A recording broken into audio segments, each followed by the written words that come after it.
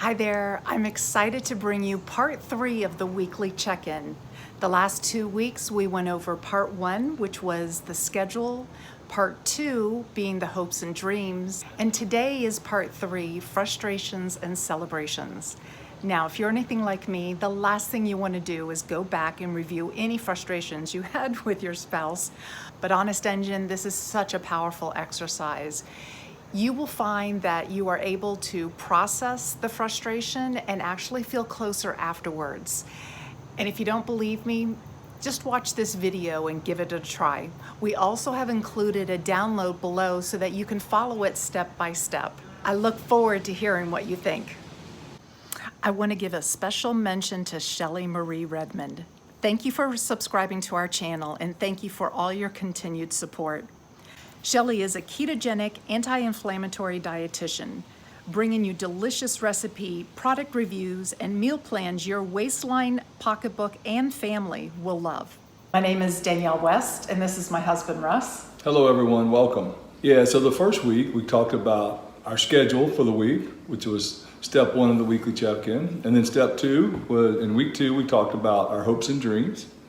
And on week 3 this week, we're going to talk about frustrations and celebrations, which is an interesting and fun topic. It's probably the hardest part of the conversation, but the most rewarding. Yeah. And one of the biggest impacts we've had in our marriage is this specific step, talking about our frustrations and celebrations. Yeah, I would say talking about the frustrations was really nerve-wracking for me because I don't like conflict. The last thing I wanted to do was bring something up. This third part of the conversation is probably the most difficult, but yet very rewarding part of the conversation. And rewarding, oh my gosh, that was a stretch in the beginning because conflict for me, I just want to turn around and run. I don't want to talk about it. I am fine never discussing the subject. But Russ made it extremely safe for me to open up, and it took a lot of practice. This doesn't come easy, but gosh, you guys, once you get this process, it will draw you together like nothing else. Yeah, it's when nobody really likes conflict, and it's hard to understand that through conflict that we can grow closer to each other if we learn how to manage it in a healthy way.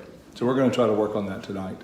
What we do each week is with the frustrations is we come together and we commit to emotional safety. So what does that mean? That means that we agree not to be defensive, not to get all angry and lash out or stomp off, but we agree to be emotionally safe and listen to our spouses. Our spouse will say, what have I done? So I'll start off and I'll say, Danielle, honey, what have I done this week? Or have I done anything this week that's frustrated you, hurt you, embarrassed you, angered you, irritated you? What is anything that has hurt you? Let me get out the list. There's usually a big list. No. And so she will tell me what I've done. And your first time you do this, you're going to get flooded with getting defensive and say, no, I didn't, or I can't believe you're thinking, I can't believe she's bringing that up. So just remember that their feelings are real and justified, whether we feel they're real or they're justified, right? So we may even think that's not true, and we've got to let her know why it's not true. But if she believes they're true, right, they are true to them. So first thing we do, once again, is we ask, what have I done to hurt you or frustrate you or irritate you? When they give a list or give one out to you, the first thing you want to do is validate their feelings. So, we're going to role play this in a moment, but we want to acknowledge their feelings, let them know that the last thing we want to do is cause those bad feelings. And that's a big, big difference than being defensive and trying to defend ourselves on why we think we didn't do what they said we did. And then the next step is, once we acknowledge their feelings, we'll then ask them, what could we have done differently, or what would they like us to have done differently? And I love this question.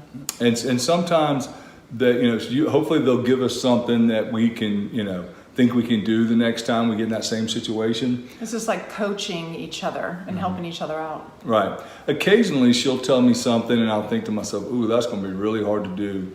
I know I'm going to fail at that next time. So I'll come back and say, that is going to be really, really hard for me to do, and I don't want to set us up for failure when we get in that same situation.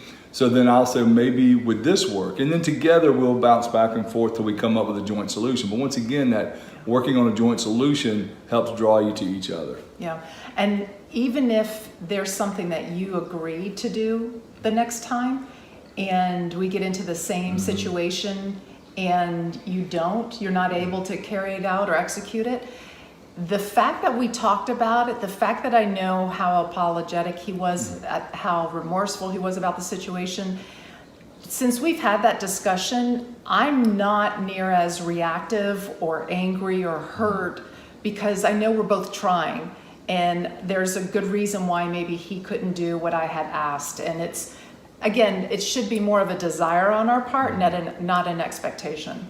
All right. And once again, this is just both trying to understand what's important to each other. And most of the time when we hurt each other, it's tied to our wounds, which we'll talk about in another webinar. But this is one that just the fact that you're validating each other's feelings and listening to each other and trying to come up with joint solutions is amazing how it draws you to each other. Yeah. So can we show them how not to do it? Yeah, we'll start out with how not to, and then maybe how to do it. Okay. I have to give an example of myself, because Russ had modeled this so well for over a year. I want to say it was probably a year and a half. And he had always asked me if he had done anything to frustrate me. And when I would ask him, he's like, no, everything's good. I'm like, wait a minute, we're having this conversation almost every week. And I'm thinking, okay, I know I'm good, but I know there's got to be some times I'm messing up here, right? So I was getting nervous, like, why isn't he giving me stuff to work on? So finally I said, okay, on this weekly check-in, you've got to bring something to the table. And I learned something really powerful. I learned two things. So we're on the walk, and I said, so Russ, is there anything that I've done this week to upset you, frustrate you, irritate you? And he begins to tell me, and I'm like, oh, I've done something. And it was such a shock, because I'm not used to receiving, right? He hasn't been saying much the past year and a half. And so he starts to tell me, this is what happened and what you did. And I flip my head around. I'm like, no, I did not. Hence the reason I wasn't bringing stuff up. And he's like, this doesn't feel safe to me. And he had said he felt like he was walking on eggshells if he were to bring things up. And I thought, no, I'm easy to talk to. And then I pull that. So I want to show you through this example that even though he modeled it really well for me and was a super safe person for me to vent and say, this bothered me this week about you, the minute he shared it about me, oh my gosh, defenses shot straight up. So we've worked very hard on this, and it's taken years. And when you first do it, it's easy to get flooded and get defensive. And if you do, just pause.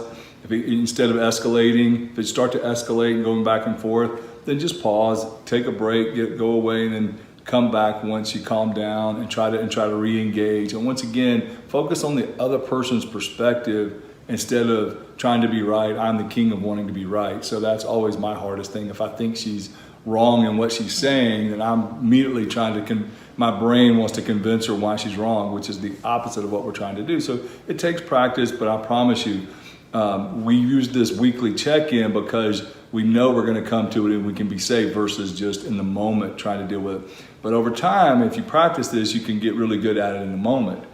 And so, but it takes a lot of time and a lot of practice. So why don't we try an example of showing how to do it? Here's an example. So, and this has happened to us. We're at dinner and we're with another couple, and I'm sharing a story. My way of sharing a story is very generalized. Russ's way of sharing a story is very specific. It took us a while to catch on to this. But while I'm telling the story, I shared that something happened on a Tuesday, and Russ is correcting me and saying, no, it was Thursday. In my mind, I'm thinking the people who are listening to this really don't care what day it happened on, right? And in my mind, I'm like, wait a minute, this is not right. It was Thursday, not Tuesday. But to her point, it's totally irrelevant. Right. But my brain doesn't work that way, unfortunately. Right. So there's a series of these type of corrections throughout the conversation that evening. And I'm just trying to maintain a happy face. And I'm just like, I can't wait to talk to him when we get in the car. Okay, so now I've given you an example of an incident that's happened, and fast forward to the weekly check-in. It's Saturday morning. We typically wake up late and end up going on a walk, and we do our weekly check-in during the walk. I personally like walking side by side instead of sitting confronting on this type of conversation. So what we're going to do now with the weekly check-in is we're going to role play what not to do, and then and then hopefully the healthy way to do this. Okay? All right, here we go. So hey, honey, have I done anything, or what have I done this week to hurt you or frustrate you or irritate you?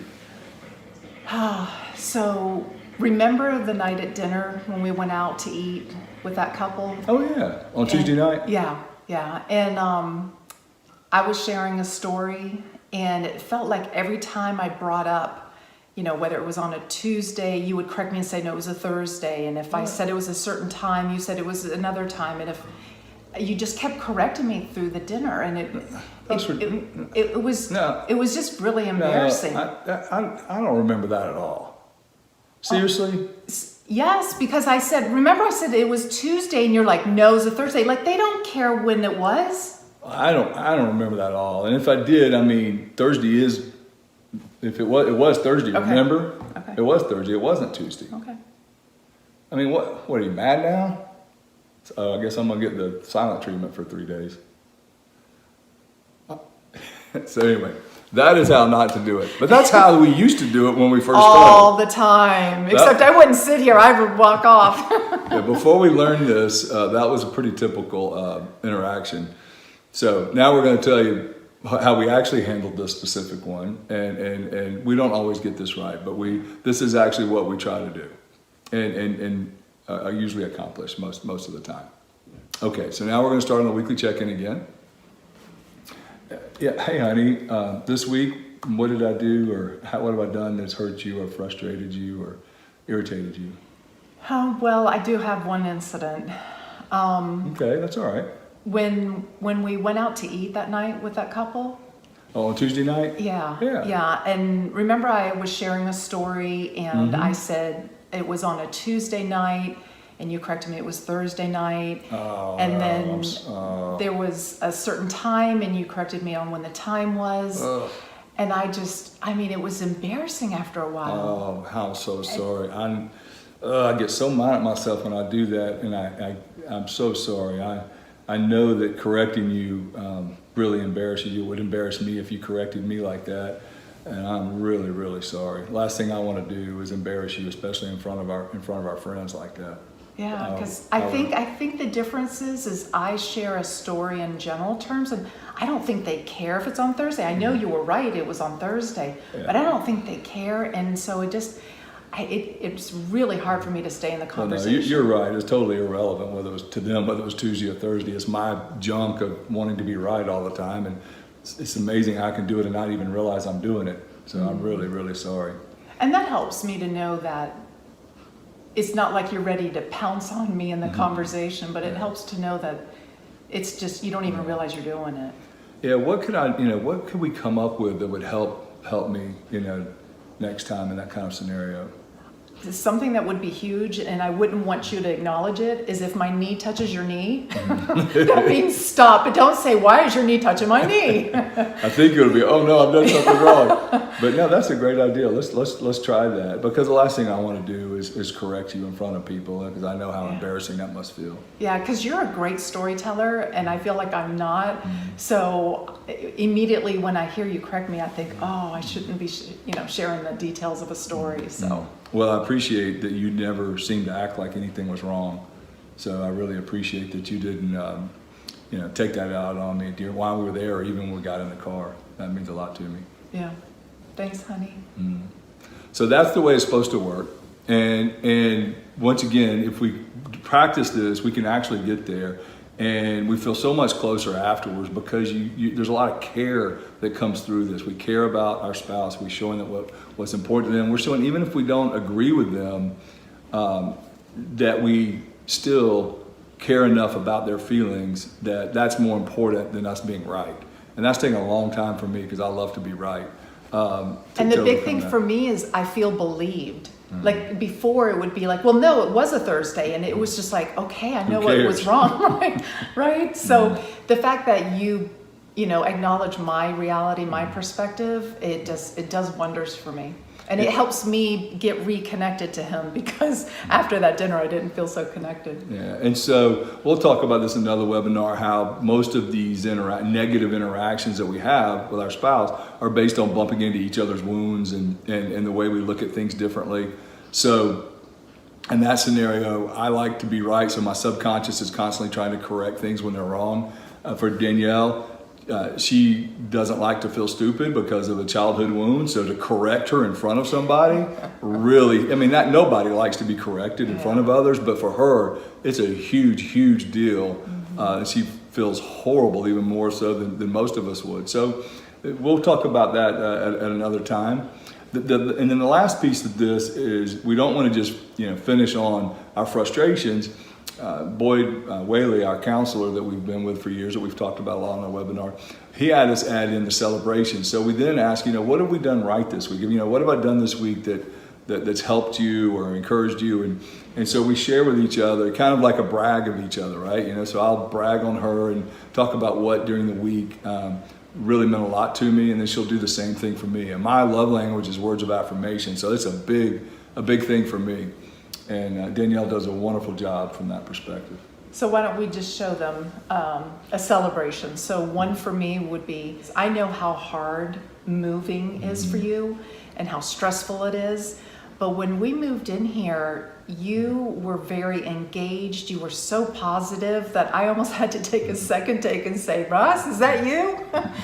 And that meant the world to me, because I was having so much fun, and I'm energized by a move where I know you're not. Right. And I'm trying to take on the logistics, but you actually stepped into the logistics and were helping, and that was really, really helpful. Good. Well, I'm glad you felt that way, because I really wanted this to be a great experience for you. And it's really hard for me because, as she says, moving is not my favorite thing to do, and I don't handle it very well. Yeah, I'm a routine person. But my brag on Danielle is kind of in the same context. As she is moving in, we decided to do a lot of work after we moved in. And so she has just for weeks now managed contractors almost on a daily basis, and just done a phenomenal job how she's managed the whole process, which has meant a ton to me, because it's made it a lot, something I just dreaded, even though I didn't have to do a whole lot. I don't like inconvenience, and just having the whole house, a whirlwind is hard. And so she has made it really easy because of how well she's managed the process. Thanks, honey. Thanks. So what this does when we want to finish on these brags is it starts training our brain to think about the positive aspects and characteristics of our spouse. Our brain seems to always go to the negative for some reason. It's just trained to notice the negatives or imperfections in our spouse, but not the things that we do well. So to be intentional about bragging on our spouse to each other each week starts to train our brain to think about those things during the week subconsciously. So give it a try. I think there's a tendency to take the frustrations and think, they're small, let's just, sweep them under the rug. Don't. When you do this on a weekly basis, they're small, they're minor, they don't build up over time, and they get dealt with right away. And just that simple exchange of sharing your frustrations and your celebrations, I have gone in mad to this discussion saying, I am not going to like him, no matter how hard he apologizes or whatever. I'm going to stay mad, and I'm telling you, I can't. It's that powerful of a process. When you really care about your spouse's feelings, it's impossible not to be drawn to each other. So give it a try. I think it'll take practice. Stick with it. It's been one of the most rewarding and most impactful tools that we've learned in our marriage. So we hope this has been helpful, and thank you for joining us. Have a great night.